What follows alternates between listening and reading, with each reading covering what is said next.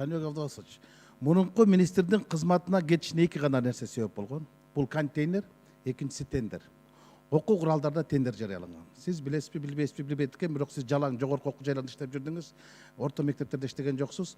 Моро деген Орусиянын атактуу математик болгон, ал дүйнөдөн өтүп кеткен. Бирок ошонун китебин Кыргызстанда окутууга окуу куралы катары бекитип, чечим чыгарып койтуруп, мына ошону тендерди сатып алууга 90 миллион сом акча менен тендер чыгарып койгон.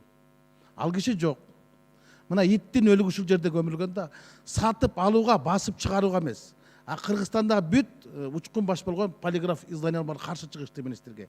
Министрдин өзүнүн алдындагы академия образования деген бар. Ал жерде Алмабыз Токтомут, алар да каршы болушкан. Биздин окумуштуулар бары каршы болгон. Мен өзүм учкунда генеральный директор болуп турганда орусиялык бир авторго 11 миллион сом акча которуп берүүгө мажбур болгон. Көрсө анын китебин Билим берүү министрлиги чыгарып авторский гонорар экен. 11 миллион сом. А биздин академиктер 11 миң сом менен жүрүшөт. А 11 миллион сомду Орусияга берип атабыз. Мына ушу тендерден баштаңыз. Ал жерде сиздин кеңешчилериңиз бар, кереги жок. Ошолордун эмесине түшүп калсаңыз, сиздин да тагдырыңыз оор болот. Кандай билим берүү министри келет, ошол эки киши бар. Өмүр бою советник болуп келишет. Ошолордун кеңештен абайлаңыз. Экинчи, окуучу балдарга күнүнө бөлүнө турган акчанын билесизби, жана бекер тамакка канча? Суммасы 7 сом. 7 сомго бала тоёбу?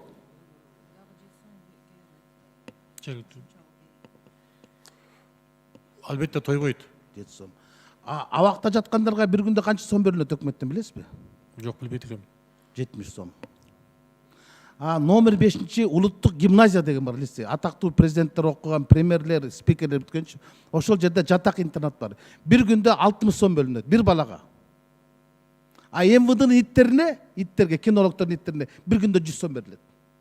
Ана мына карап көрүңүз. Балдарга садага берип атпайсызбы? Кайырчылыкка окшоттуп. Иттерге эт берип атпайсызбы? Ошол 60 сомду көбөйтүү боюнча маселени карап чыгыңыз. Мен экинчи жолу кайрып атам бул маселени. Рахмат.